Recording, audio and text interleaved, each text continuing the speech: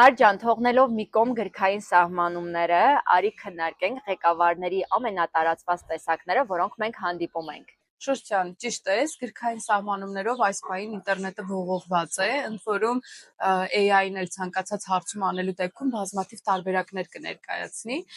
Դրա համար երևի ինչքան էլ AI զարգանա, մեր փորձը անփոխարինելի կլինի եւ արի խոսենք մեր փորձի ընթացքում հանդիպած ղեկավարների տեսակների մասին։ Առաջի տեսակը անձի վրա հիմնվող ղեկավարն է, երբ ղեկավարը ինչ-որ բան է ասում, քանի որ նա է ասում, թիմակիցները սկսում են անել եւ հարգելով ու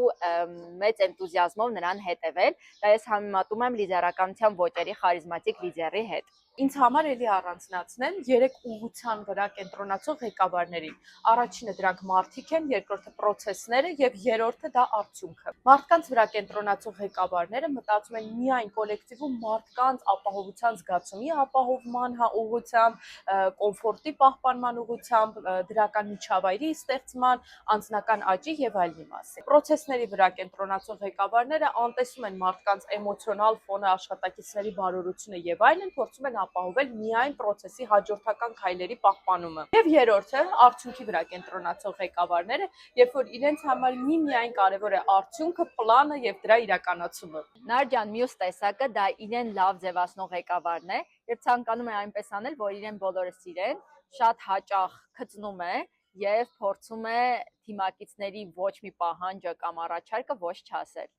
Շարունակեմ բացասական ղեկավարների տեսակները, ինձ համար հաջորդը դա ըմբոստ եւ նորությունները չընդունող, հնին կարճած ղեկավարն է։ Մյուս տեսակը որոշումներից խուսափող ղեկավարն է, որը չի ցանկանում պատասխանատվություն վերցնել իր վրա։